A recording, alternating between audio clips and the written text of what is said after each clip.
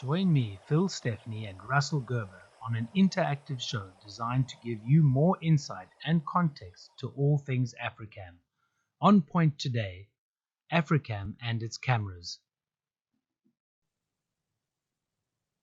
Okay, good afternoon, everybody, and welcome to our On Point show with myself, Phil Stepney, and Russell Gerber. And today's topic is Africam and its cameras. So we're really hoping to give you a much better idea of where the cameras are in relation to each other, how do they work, some things that we have to deal with being out there in the middle of nowhere. Yeah, and essentially we just want to give you a better idea and give you some more context to when you're watching the cameras, what's actually going on behind the cameras themselves. At the end of the show, as usual, we'll answer some of your questions. So if you do have questions that are relevant to the show, please send them our way. There's a little question box underneath there, and we'll get to those questions at the end of the show. So we thought we'd start off from a view from space.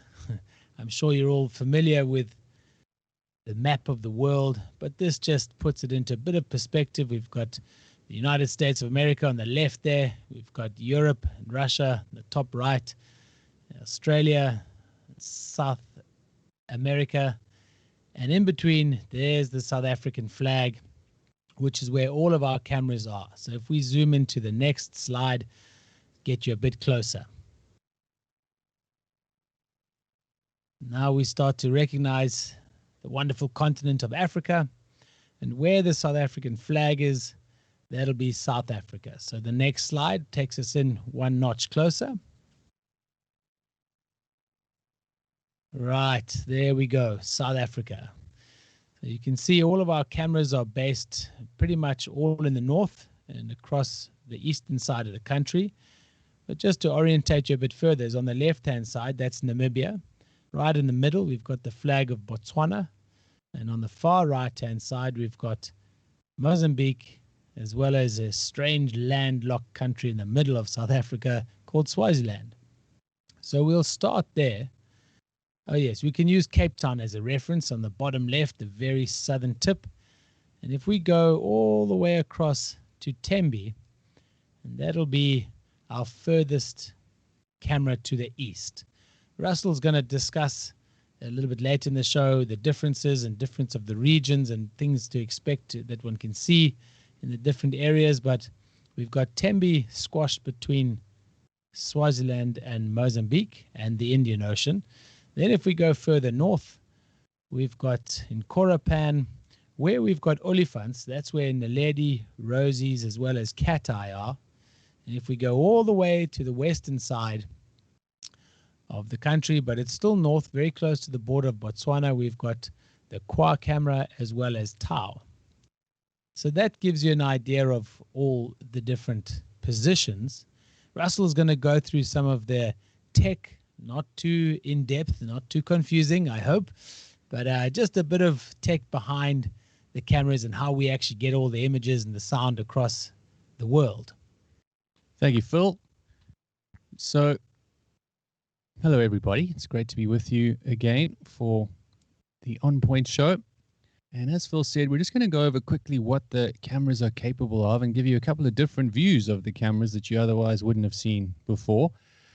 Starting off here, of course, at Rosie's. This is Rosie's cam. We've got a beautiful aerial view of the little waterhole itself. As you can see, there's a game drive vehicle down the left-hand side, an elephant near the top of your screen. And you'll see that little hide that we call it, or blind, is actually where the camera is located. So if we go to our next slide, you'll have a look and see that we've got the camera actually placed on the side of the hide itself, and it actually looks down onto the waterhole. And whereas on the left of the picture itself, you can see you've got the beautiful solar panels that are providing power to the camera itself. And what can they do and what are they capable of? And that's something that we needed to touch on. And of course, the cameras look very similar, all of them, like the one you can see on the right-hand side of your picture now.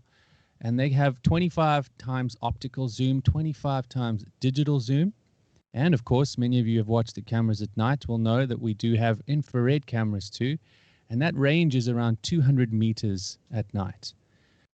Those cameras as well, of course, stream in full HD to you guys watching at home.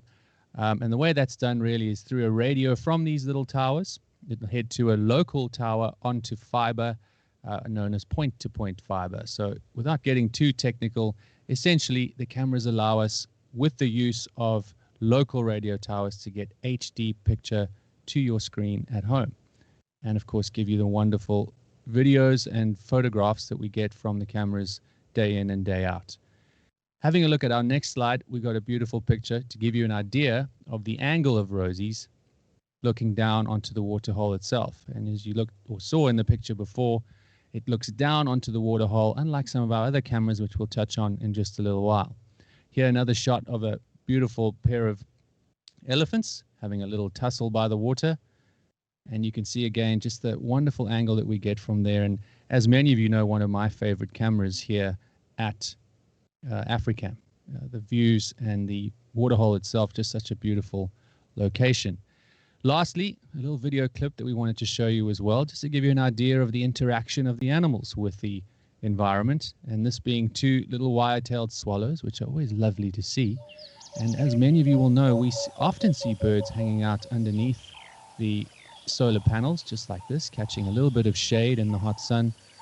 But it gives you an idea, of course, of the need for the solar panels, that they're not just there for the birds to perch on. They are, in fact, there for charging and for powering the cameras themselves.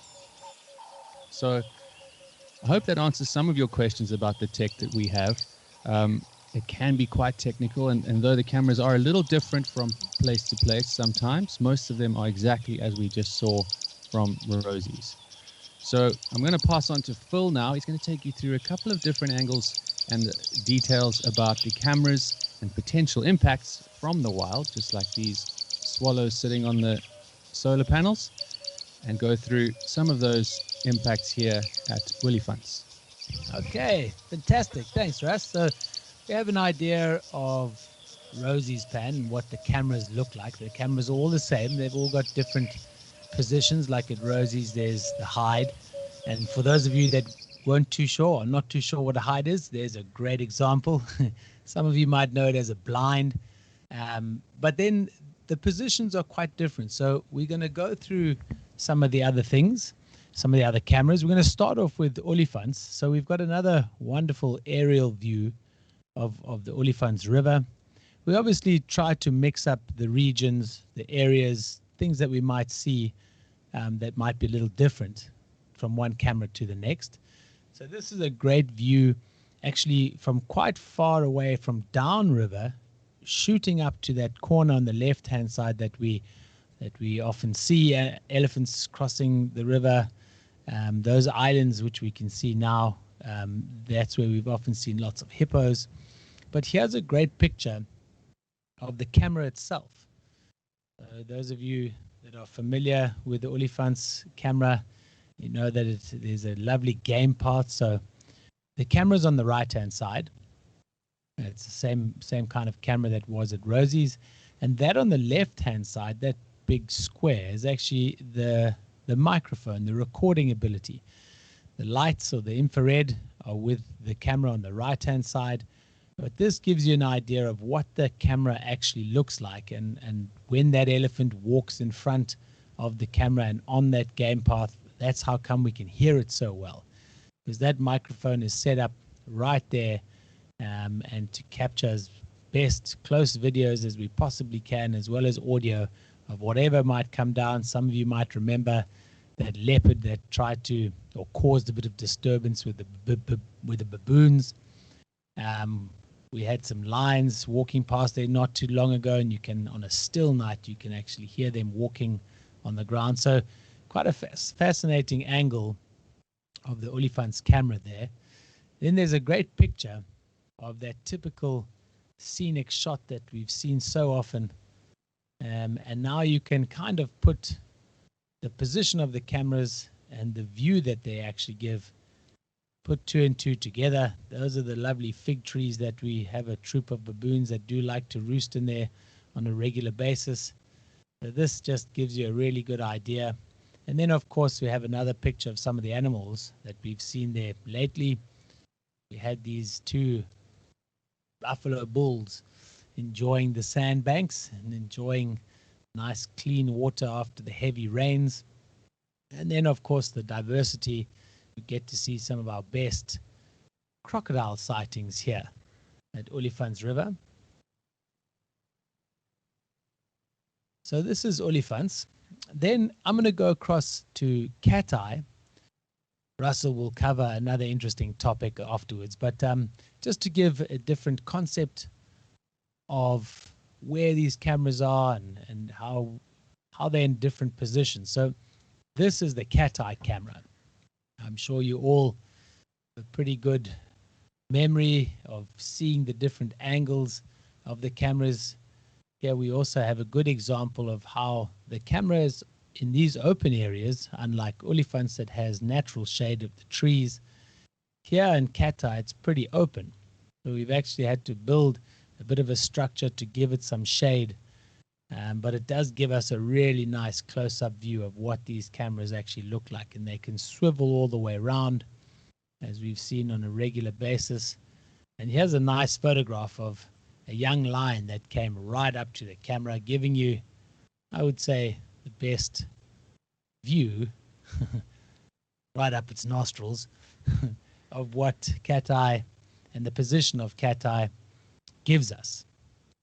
The next slide's quite interesting. We'll also be touching on the personnel behind the scenes of Africam later on in the show, but this also just gives you a bit of perspective on cat-eye as a waterhole and where that camera is that we've just had a look at. And there we've got Paul.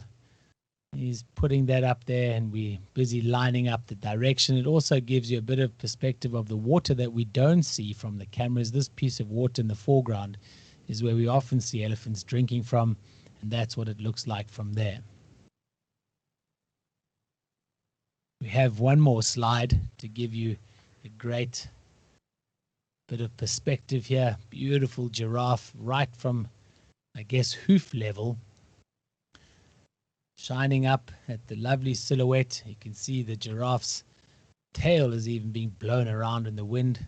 So cat-eye, in contrast to many of our other cameras, is the only one that's down low on the ground, giving or creating a very different view. So Russell's going to cover quite a funny topic, because so far so good, but got to do with the impacts and the things that we deal with or have to deal with having cameras in such wild locations. Russell? Thank you, Phil. Yeah, moving on to Naledi. As Phil mentioned, one of the things we have to consider is the angle where the cameras are positioned and how they're actually looking at the various views that we have. But another important thing that we have to consider, of course, is environmental impact. And one of the biggest things we have to deal with, and we think something we get asked about quite often, is things like lightning and also, of course, any potential animal impact. So without further ado, here's a good example of what can happen to some of the cameras, especially during the summertime that we're in now, when we get these big tropical thunderstorms in and around the locations where we have our cameras. And here you can see the impact from a lightning storm, which completely destroyed the camera systems, and we had to replace that entire unit here at Naledi itself. Another impact that we have to consider, besides, of course, climate and weather, is the animals themselves, but not just the big stuff, not just the elephants, but of course little things like bees. In this instance, we touched on it on the show not too long ago, and this was, of course, the bees making a hive inside the satellite dish, sending off those signals that we were chatting about a little earlier. And that, of course, has a huge impact on the pictures that we receive, and in this case, it stopped it actually producing any pictures whatsoever. And again, it's something that we always have to consider. So the little things, the weather, they can impact things. But another thing we always have to be aware of course, is the bigger animals. And one way that we can do that is to put barriers around them. This is one of the areas where we can show you where we've got actual rocks put around the cameras, which helps to keep elephants away from them and other inquisitive bigger mammals. Obviously, things like lions smaller animals could get up close, but they're generally not too interested and don't cause too much damage. Another way that we can do it, of course, is by actually putting them in concrete or in protected areas. And here, of course, we touched on this one a little earlier, the beautiful location at Ulufone, where we have concrete box around the audio and protected in a little concrete rocky outcrop on the side of the river. So we're going to head across now to, or go on to, the regions and why we are where we are. So now you know what can happen to the cameras, things we have to be aware of, and how to keep things coming clearly 24 hours a day to your home. But many of you will wonder, why are the cameras where they are? And one of the reasons for that is that we try to give as much of a varied environment as possible. And we're going to start off with Tau, which many of you will know is one of the drier areas that we cover across all our cameras. And in this instance, we're looking at a beautiful shot of these three lions drinking out of a tiny little, what remains of the water hole. And that, of course, is a very seasonal area. Tau is located in what is known as the Kalahari, a semi-desert area that gets very little rainfall most years, and often leads to us seeing desert-adapted animals, sometimes quite rare sightings like this, which was a brown hyena that we spotted at Tau. Again, a fairly rare sighting, and one of the animals often sought out on safari in the Kalahari regions, and it's something that people don't often see in other parts of the country. So that's one of the reasons that we are at Tau. And another picture that we've got from the same area is these elephants, which we touched on in the past as well, that they're a little bit redder and often look a little different to some of the elephants we see in different areas. And that really has to do with the soil type. So again, this Kalahari soil tends to be a little redder in color. And when you see them giving themselves a mud bath, you often see them come away with these red colored bodies, as opposed to the beautiful animals that we see at Tembe on the far eastern side of our region. And this is what it looks like in the winter and dry time at Tembe. Now, one of the reasons we're here is that this is very different to Tau. This is a much more subtropical region. We tend to get a lot more rainfall in the area. And as Phil pointed out earlier, it's a lot closer to the coast, very close to Mozambique. And you get a much more tropical feel in the area, not just the animals getting used to more food and more abundant food, but one of the things that we see, of course, is beautiful, luscious green environment that often comes through in the summer. Here you can see the stark contrast from the winter that we saw here at Tembe, and even more so how dry it is in a region like Tau. So, of course, the difference in environment and climate allows us to get quite a good broad spectrum of animals and bird species. One of the special things about Tembe as well, of course, is the well-known tuskers that we get in the region. And those tuskers are all from a group of elephants that had the predominant gene of producing these large tusks. And it's quite a rare sight in Africa these days. These are often considered some of the biggest elephants in Africa, and that's all to do with the gene pool. And yet another reason why we've always been very interested in keeping our cameras here at Tembe to view these magnificent tuskers in their natural environment.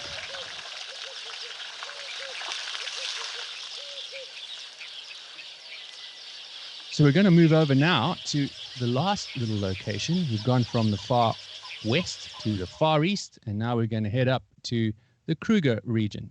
So as Phil mentioned, we've got a number of cameras in that area, which cover the greater Kruger National Park.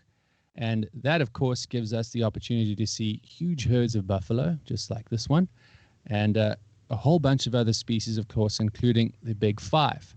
The Kruger National Park is well known for their predator sightings, especially in the southern parts of the reserve, and we often get the benefit of those sightings just by staying close to the cameras and keeping them filming 24 hours a day.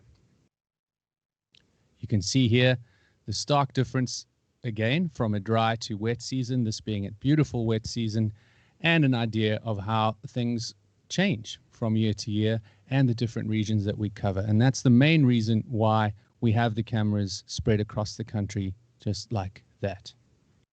So I'm going to pass on now to Phil. We're going to go into a little bit more detail about the behind the scenes and the team involved in bringing all these beautiful shots to you at home. Excellent. Thanks, Russ.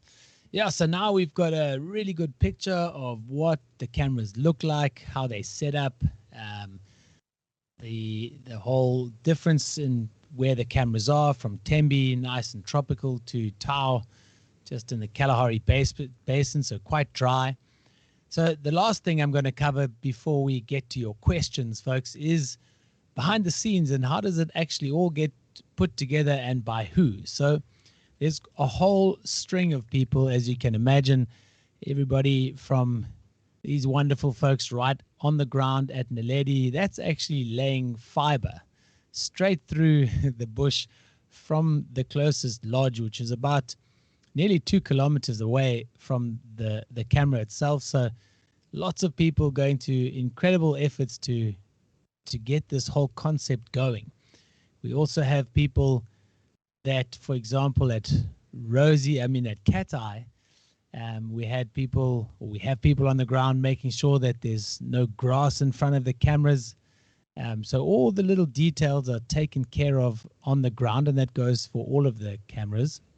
Then, of course, we have our wonderful zoomies. A lot of people ask, how the camera is actually controlled.